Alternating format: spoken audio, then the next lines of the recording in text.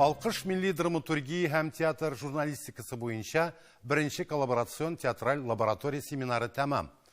Кәрим Тинчурин театрында бер атна дәвам иткән әлеге чара уникаль дияргә мөмкин. Монда эш берничә юнәлештә барды. Яшь режиссерлар, хәзер яшәп иҗат иткән татар драматурглары, композиторлар, сценографларның иҗады тандемы оешты. Эскизларны тәнкыйтьчеләр, сәнгать белгечләре бәяләде. Шул ук вакытта эскизларны театр журналистлары клубына йөрүчеләр һәм ирекле тыңлаучыларда карап фикерләрен белдерде. Тулырак Эльвира Хөснетдинова сюжетында. Атна буе Тинчурин театры тузгытылган умарта күче кебек гөжләп торды. Кыска вакыт эчендә татар драматургларының 5 пьесасы буенча эскиз әзерләргә кирәк.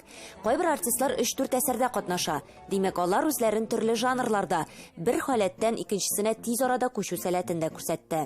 Шушы атналык башланганнан бери умарта күчтәй гөжлибез, рәхәт, иртә таман киләбез, төнне кайтып китәбез. Йөгерәбез, чабабыз, костюмына төшәбез, киемнәр алабыз, сәхнәгә барабыз, репетиционный залга барабыз, музейда, хәтта гардеробта да репетировать иттек. Чөнки бүтән нинди генә кайсы гына угылны алсаң, бүтән угылларда репетициялар бара. Безгә, шәхсән мин үземнән чыгып әйтәм, бик рәхәт. Безнең барлык бүтән цехларыбыз гөрләп эшләде, бутафория булсынмы, пошивочный булсынмы, монтировщиклар көне-төне декорация карада, берсен сүтәләр, икенчесен куялар. Бу ниндидер шундый заводта түгел инде, әмма ләкин ниндидер шундый процесс бик кызыклы булды бу. Лаборатория барышында катнашучыларны 5 командага бүлгәннәр. Монда режиссер, драматург, композитор, сценограф, артистлар берлектә эшли. Кайбер төркемнәрдә хәтта хореографлар да бар. Эскизларга композиторлар махсус көй иҗат иткән. Аны Тинчурин театрының Ильяс Камал җитәкчелегендәге оркестры белән яздырганнар. Проектка Мансур Гыйләҗев, Зиннур Хөснияр, Салават Юзеев, Зөлфәт Хаким һәм Иркаил Зайдулла әсәрләре сайлап алынган. Безнең үзебезнең татар драматурглары күп кенә сүзләре бар, нишләп безне куймыйлар, менә нишләп карамыйлар, һәм бер яктан дөрес тә ул. Һәм без күптәннән инде башлап җибәрдек шиткалар узара, укулар, әсәрләрне укулар.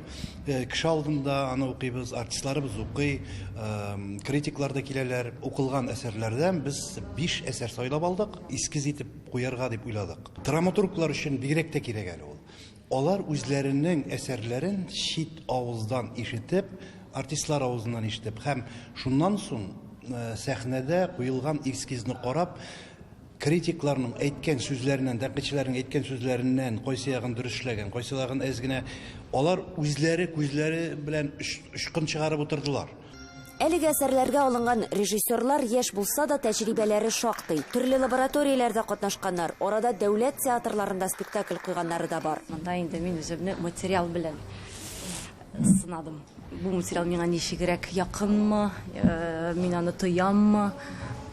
Бу актерлар белән ничек сәхнәгә менә ала, ничек күзаллаулар белән ничек тәңгәл килә, менә шул яктан үземне тикшереп карадым. Элегрәк ничек булган, например, Товстоногов машинада алыкмы, менә шундый демиургларны, менә ничек алар әйттеләр, шулай буладыр.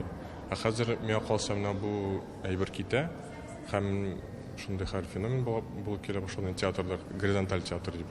Анда һәрбер кеше, актер булсынмы, композитор булсынмы, режиссер булсынмы, алар бөтенесе менә бу демиурглар дип әйтәмез, создатели менә бу спектакля. Һәм миңа калса менә бу бик кызык әйбер. Һәр эскизны мәртәбәле тәнкыйтьчеләр, сәнгать белгечләре карый. Алар арасында 4 алтын битлек Бөтен Россия милли театр премиясе эксперты. Берсе хәтта аның экспертлар шурасы рәисе. Белгечләр өлкән буын язучылар белән яшь режиссерларның тандемын уңышлы тәҗрибә дип атады. Композиторлар һәм артистларның хезмәтендә югары бәяләделәр. Гомумән лаборатория ул бик теге мозговой штурм шикелле, шундый теге берәр әзрәк хәрәкәтләнеп алыр өчен бик әйбәт сынау. Артистлар бик бирелеп, бик кызыксынып, яхшы ритм белән, яхшы настроение белән сәхнәгә чыгып, менә шул теге 30 минутлык эскизларны күрсәттеләр. Аларга ул кызык, аларга ул кирәк минемчә. Һәм яшь режиссерлар менә шулай ук менә алар без аларны тәнкыйтьлибез, бит инде тәнкыйтьлибез түгел, менә фикер алышабыз. Әйме, алар менә утыралар шулай теге тыңлап, аларга бик ничек дип әйтим, бик ул Аларга да бик кирәкле әйбер. Башка лабораторияларда драматург белән режиссер гына эшли. Ә бездә беләсез, монда бөтенләй тулы проект ясалды. Монда инде иң соңгы ноктасы булып моның сметасы да барлар. Һәрбер проектны без үзебезгә алмаган проектларны бөтен театрлы, любой театр килеп алып, үзенә икенче көнне куя башларга мөмкин. Бу бик дәвамлы булачак һәм мин ышанып әйтә алам, берничәсе безнең сәхнәгә менәргә тиеш. Алкыш лабораториясы барышында тәнкыйтьчеләр, сәнгать белгечләре, театр журналистлары клубына йөрүчеләргә дәресләр дә бирде. Алар эш барышын карап, фикер алышуларда катнашып, бу хакта язып та барды. Арада танылган журналистлар да, студентлар да, хәтта бөтенләй башка өлкәдә эшләүчеләр дә бар. Журналист булырга дип теләгем бар иде. Тик яки мине экология җиренә алып китте дип әйтим инде. Экологияга укыдым мин 4 ел. Ләкин журналист булырга хыялым калган иде. Шунарга мин үземнең дус кызымнан күргән идем. Менә шундый журналистик клуб була дип. Алдым да Тинчуринга үзем яздым. Кызык итеп безгә ничек спектакль кеше янына килә дигән сүз аңлаттылар. Күпме ул баштан кистәләр үтә, шаралар күпме күренә аның өчен.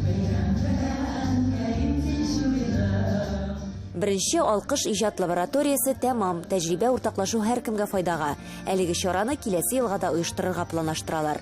Эльвира Хөснетдинова, Татарлар, Казан.